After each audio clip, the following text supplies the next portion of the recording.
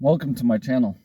So today's topic of discussion is mobile emergency food systems for communities that have suffered through a devastating problem such as a natural disaster or drought, whatever. Depending on the circumstances, the system will evolve, but the basics will always be the same. These are just some examples and some ideas. One, we need a transport system from a place that has good materials to the place that has been devastated. So we're going to require a truck and a trailer. And the smallest truck that's available to accomplish this mission is a 1/4-ton truck, and a trailer to fit that need. Many 1/4-ton trucks can tow about 6,000 pounds, which is plenty for this endeavor. You can use a larger truck for a larger community. You can use a larger trailer for a larger community. You can bring more materials with a larger truck. I have no problem with scaling this up. I want to do the minimum scale for the starting position for a family because it can be scaled up. If you can do it for one residence, you can do it for two. If you can do it for two, you can do it for four, on and on. So a small truck and a trailer. In the trailer, there's going to be folding tables. There's going to be raised beds that are built or to be built, materials for raised beds. And the raised beds will be sitting on top of the folding tables or on the ground, depending on how the system is set up, depending on whether it's a flood issue or whether it's a earthquake or a fire.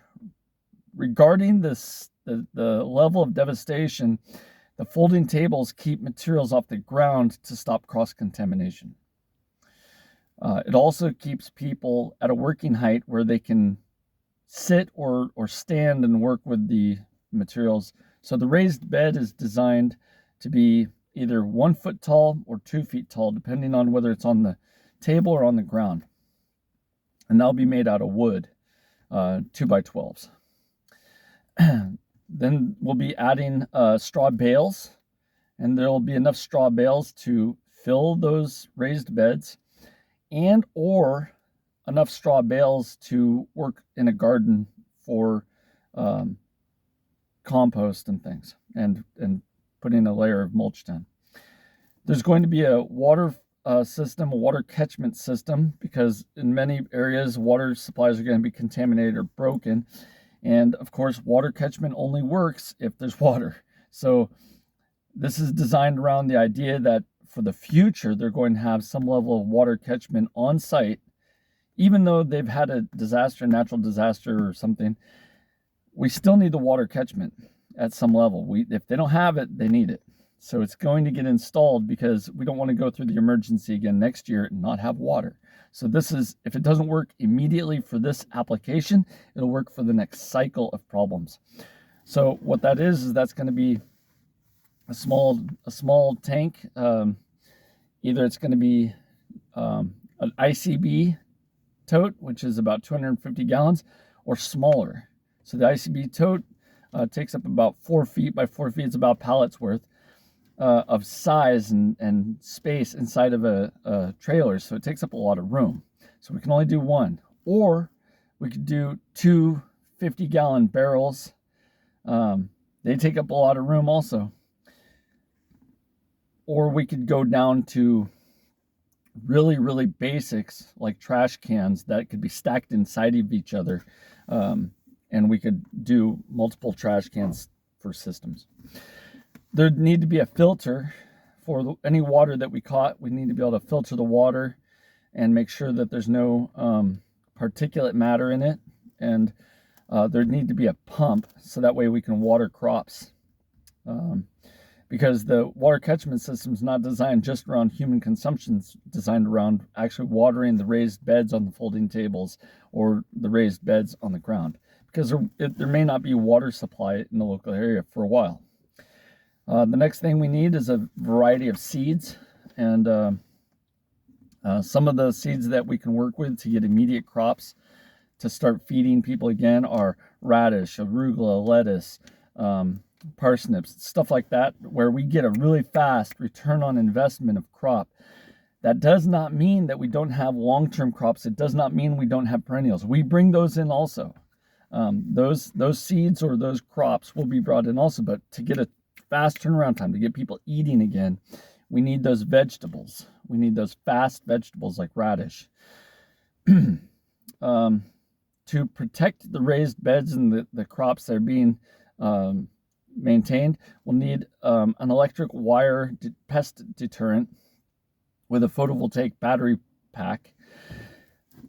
Now that can be a single wire for the garden beds, a single wire for the perimeter of the garden, or it can be electric net fencing, or both. You can bring both. They don't take up a lot of room. Electric net fencing actually helps deter larger animals. It can be about 4 feet tall. It's electrified throughout the whole thing, but again, it needs some type of electricity, so it needs some photovoltaic or battery backup system because maybe the grid's down.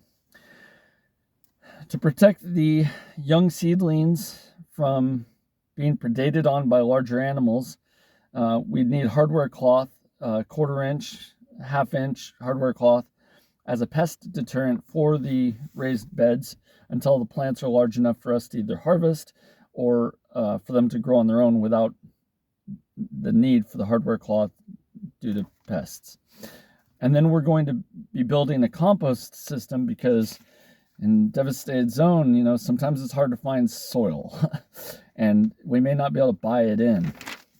The compost system is going to have a tarp, a rake, a pitchfork, a leaf rake, shears, and I'm sure we could find something to hold the tarp down in the local area, stones and rocks.